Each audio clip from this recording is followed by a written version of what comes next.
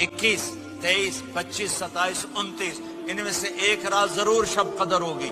एक रात का जागना 80 साल की इबादत से बढ़िया हो जाएगा। सिर्फ एक रात का जागना, एक रात का जागना। एक शर्त है, दिल में बुग़्ज़ ना हो, नफरत ना हो, हकारत ना हो, किसी मुसलमान को हकीर ना जानो, बल्कि किसी इंसान को हकीर ना जानो, तो आपकी बंदगी अल्लाह की बारगाह में पहुंचकर आपके मकाम को ऊंचा कर देगी। हमारी ज़िंदगी में आने वाली और होने वाली हर चीज़ में अल्लाह की मसलहत है।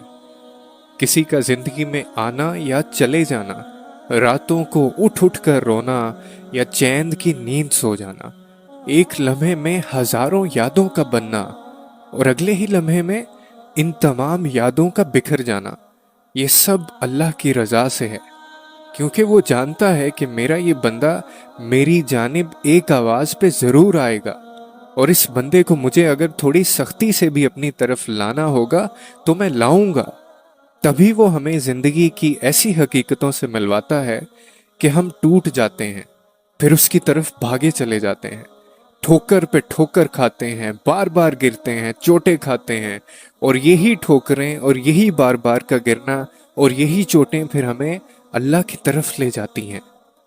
और लेके भी क्यों ना जाएं, उसकी दस्तरस में ही तो। पता है, हम में से जब किसी इंसान का दिल टूटता है या वो तोड़ा जाता है तो हम खुदा से भी शिकवे शिकायत शुरू कर देते हैं।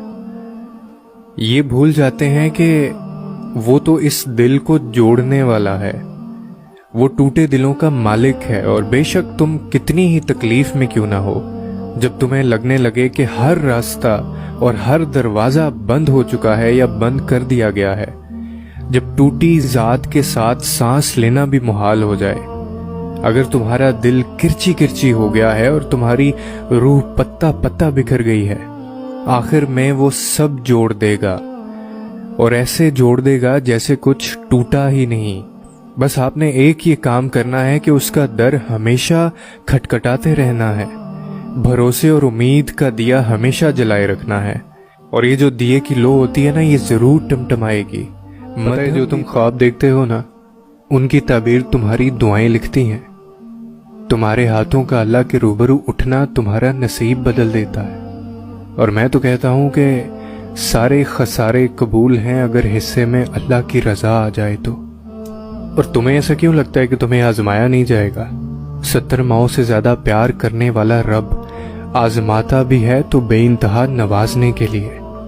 लेकिन हमारा मसला ये है कि जब हम मुश्किल में होते हैं तो अक्सर सोचते हैं कि अल्लाह कहाँ है। तो एक बात याद रखें कि इम्तिहान के दौरान उस्ताद हमेशा खामोश ही रहता है, क्योंकि वो रब इन्हीं को देता है जो इस पर यकीन रखते हैं। जहां मायूसी हो वहां हाथ खाली रह जाया करते हैं। और जब ये जिल्लत और इज्जत अल्लाह के हाथ में है तो कोई कैसे गिरा सकता है तुम्हारे मयार को? ये जमीन वाले कुछ नहीं कर सकते।